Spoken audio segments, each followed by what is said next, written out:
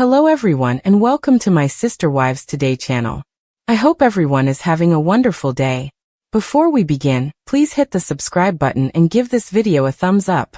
For years, Robyn Brown and Meri Brown have had one of the most intricate and emotionally fraught relationships in the Sister Wives universe. They were once regarded as the closest couple among Kody Brown's wives.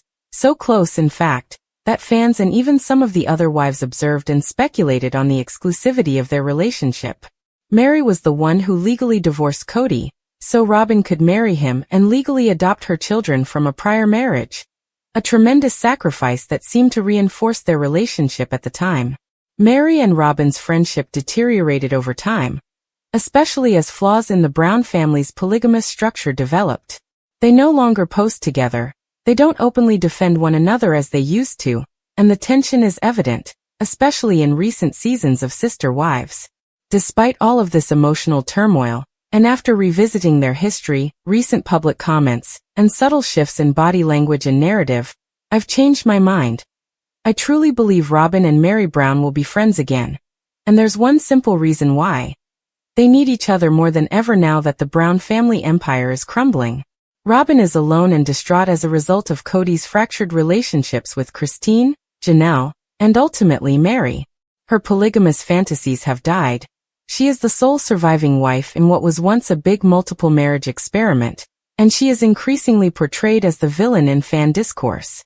While Robyn was once portrayed as Kody's favorite wife, coddled and protected, she now finds herself alone, with no sister wives to lean on, no allies to soften her public image, and no sense of multiple unity to hold on to. And this is where Meri comes in. Despite how their friendship deteriorated, Meri knows Robyn in ways that Kody never could. They both came into this family with strong beliefs about togetherness, loyalty, and spiritual dedication.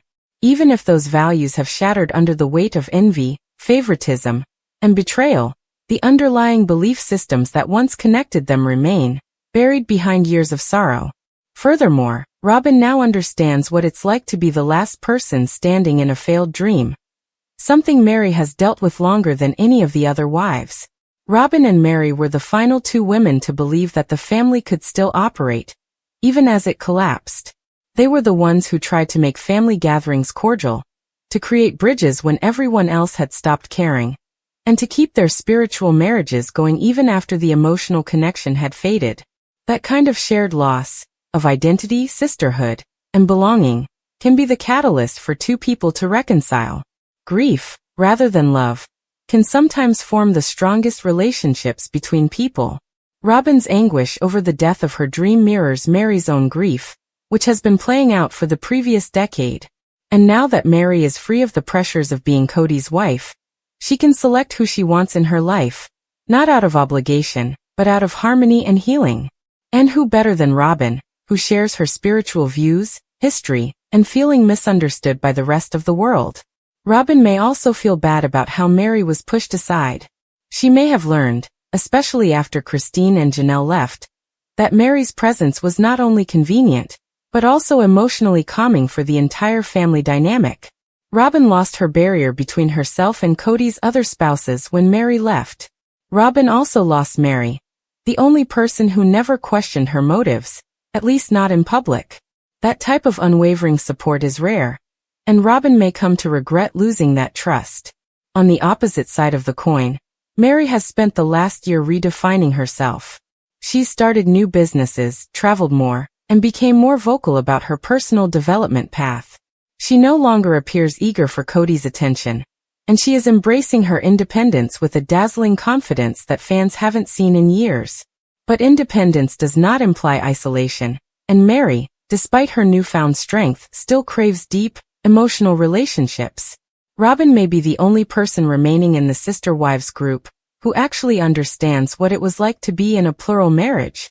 From within, they speak a language that has evolved over time as a result of negotiating a relationship paradigm that most people cannot comprehend.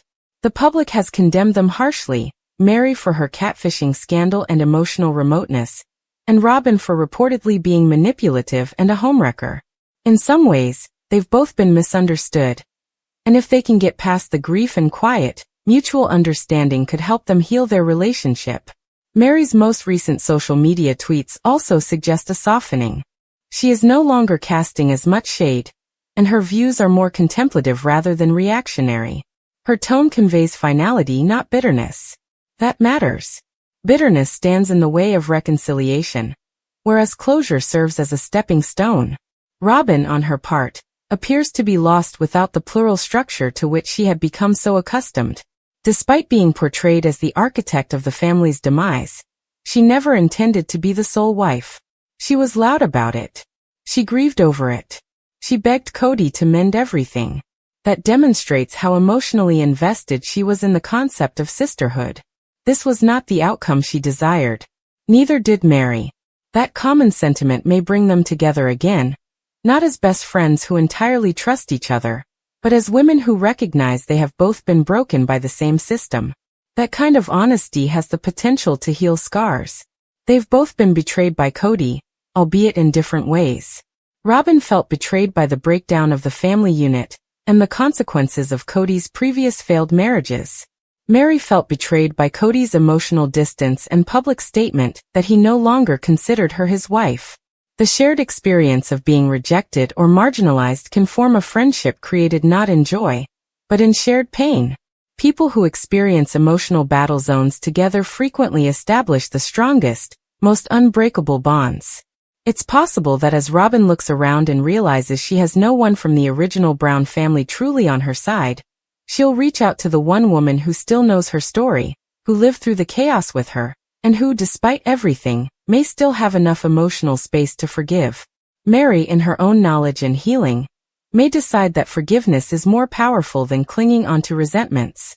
It would not be the first time in Sister Wives history that two women sought healing through vulnerability, following a difficult estrangement. Let's not forget that Meri and Janelle, who couldn't abide being in the same room at first, eventually learned to be courteous, even warm.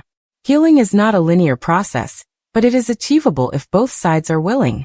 With all of the external noise gone, less cameras and fewer obligations to act in front of an audience, Meri and Robyn may be able to reconcile as two women navigating the wreckage of a shared spiritual path, rather than sister wives. They may unite over parenthood, business, or simply missing the companionship they formerly shared. Even if their relationship never reverts to the genuinely faithful friendship it once was, a reconciliation based on mutual respect and recognition of shared grief is entirely feasible. The human heart is tenacious, and loss may give rise to the most unexpected connections. I now feel Robyn and Meri Brown may be friends again, not because they have to, but because they both want for the sense of family, belonging, and emotional safety they previously provided each other, even if only for a season. And in Sister Wives' unpredictable, emotionally charged environment, anything is possible, especially when loneliness overpowers pride and healing overpowers pain.